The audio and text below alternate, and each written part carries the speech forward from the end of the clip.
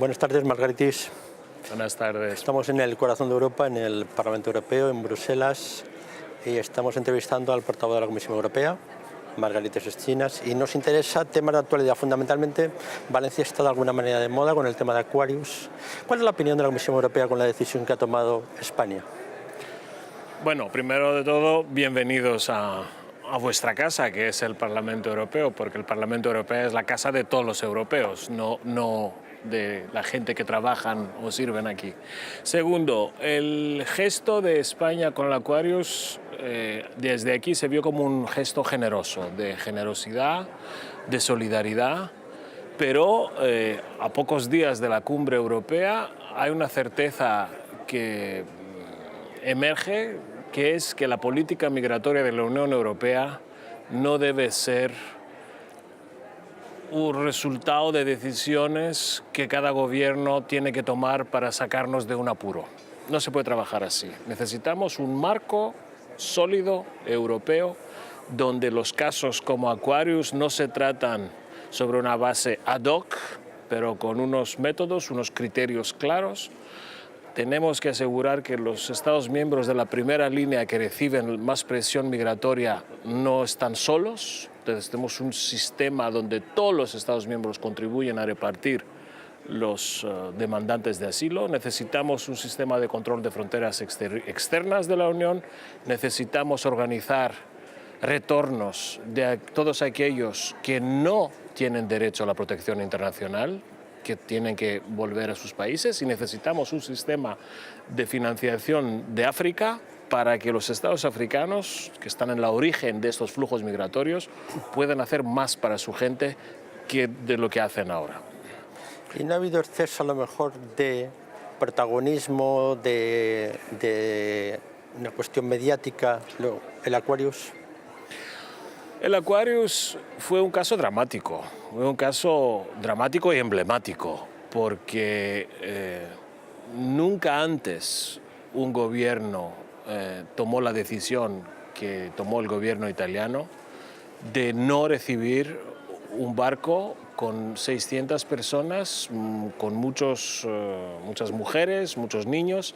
Esto fue un caso sin precedentes. Entonces, sí es verdad que hubo un cierto dramatismo en la gestión, pero también es verdad que el gesto español, apoyado por el gesto francés, ya que Francia recibirá también parte de esta gente pobre en el sentido víctimas de esta situación, pudo salvar el honor de Europa. Pero vuelvo a decir lo mismo, vuelvo a repetirlo, no se puede construir una política europea de migración sobre las bases de decisiones individuales que nos sacan de un apuro. Necesitamos un marco europeo sólido, global, sostenido.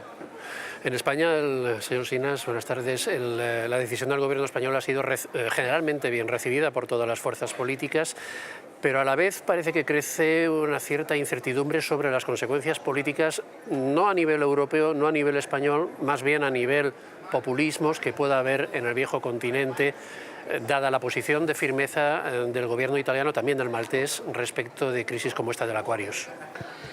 No cabe duda que hemos pasado de una situación donde teníamos un frente de oposición a nuestras políticas migratorias localizado en el este de Europa. Ahora, poco a poco, vemos que esta oposición se extiende un poco a través de Alemania, vía Baviera, adquiere una dimensión transalpina, entra por Italia y acaba en el Mediterráneo central. Es algo real.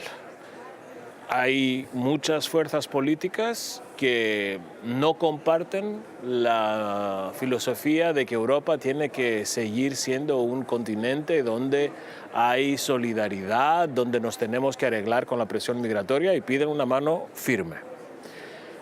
Creo que deber nuestro como Unión Europea es no enfrentar las dos escuelas de pensamiento y de filosofía política, sino intentar hacer una síntesis de las dos. Lo que necesitamos son soluciones prácticas, soluciones claras y soluciones europeas. Cada vez que en Europa nos peleamos sobre las grandes cuestiones de actualidad, la que pierde es Europa.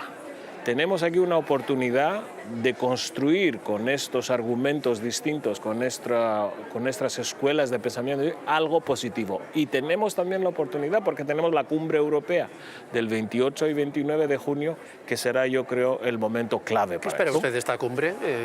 ¿Algún objetivo claro, alguna expectativa clara, no solo sobre inmigración, sino sobre algún otro asunto? Y complemento, ¿y el papel de Pedro Sánchez, el papel diferente de España? Bueno, será la primera cumbre del nuevo primer ministro español, que es alguien que conocemos porque vino aquí en muchas ocasiones, incluso antes de acceder a Moncloa. Se ha entrevistado con el presidente Juncker antes y también se van a ver ahora. Es un gobierno europeísta en España. Nos alegra mucho que hay caras y ministros muy conocidos aquí, gente muy seria, experta, que no solo cree en Europa, pero trabajó para y por Europa. Entonces, creemos que la orientación tradicional proeuropea de España se va a mantener. Ahora, en la cumbre tenemos, digamos, 4 campos de trabajo que hay que arreglar. Primero es la reforma de la Unión Económica y Monetaria. Aquí nos surge pasar, después de la gestión de la crisis financiera, pasar a definir una nueva arquitectura para el euro. Más claridad, más visibilidad democrática y más capacidad de apoyar a los Estados miembros de la eurozona antes de las crisis, para poder apoyarles con reformas, con capacidad, con instrumentos de estabilización. El segundo campo de trabajo es la migración. Hemos dejado nosotros desde la Comisión todos los componentes de una solución posible sobre las líneas que os expliqué al principio de nuestra conversación, de un enfoque global, no de parches. El tercer campo de trabajo es los nuevos presupuestos de la Unión Europea, las perspectivas financieras para los 7 años que vienen, donde también todo está encima de la mesa. Necesitamos ahora los Estados miembros que se pongan de acuerdo para tener el acuerdo final antes de las europeas de 2019.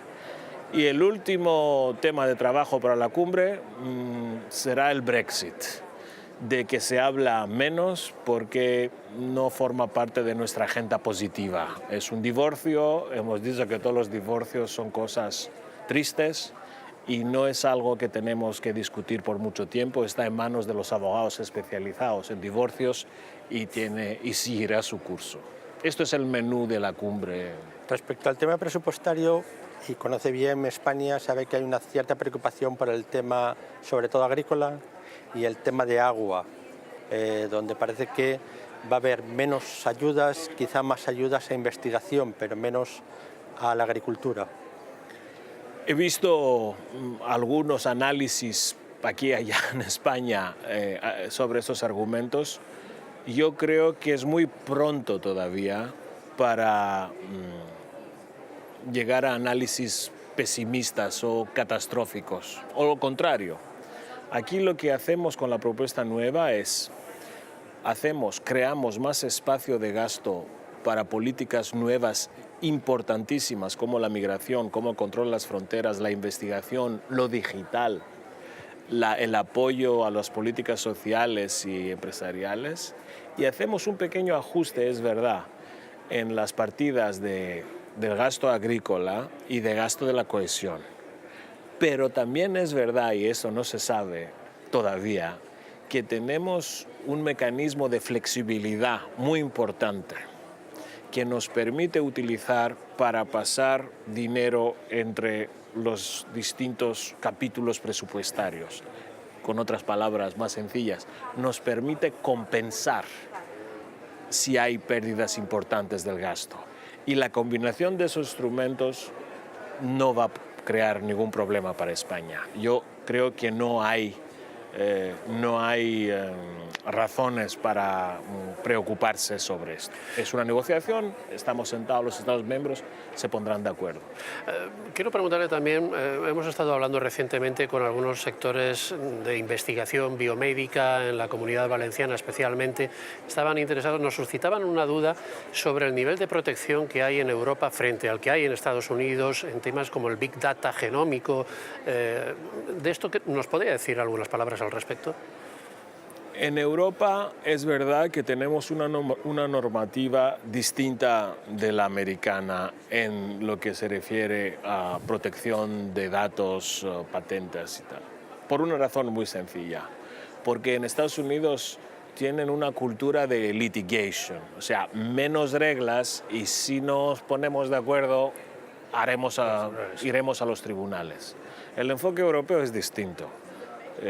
Como tradición de nuestras raíces sociales, socioeconómicas, políticas, Europa es mucho más reglamentaria. Entonces tenemos más reglamentación, más marcos reglamentarios. Tenemos esta nueva normativa que entró en vigor el 25 de mayo de este año sobre el Reglamento General de Protección de Datos que hace Europa un campeón mundial al tema de gestión y privacidad y estamos trabajando en el modelo europeo. Estamos siempre en contacto con la industria, conozco estos argumentos y creo que la industria europea tiene interlocutores para poder plantear estas cuestiones. En el tema, incidiendo en las relaciones con Estados Unidos, no son las mejores respecto a 2 años, ¿no? ¿Hay algún elemento para que lo que decimos en España el suflé baje o no? Esperemos que baje el suflé, pero los señales no son muy positivos. Tuve el privilegio, pero no estoy seguro que se puede llamar así, de asistir a la cumbre de los G7, de los 7 países más importantes del mundo.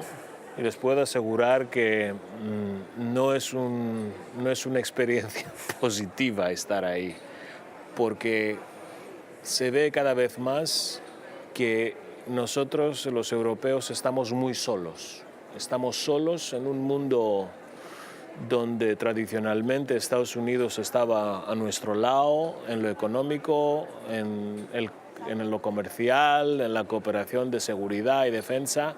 Estas certidumbres ya no están. Tenemos que acostumbrarnos que Europa tiene que emerger poco a poco como un polo de estabilidad autónomo, que exportamos seguridad, comercio a otros.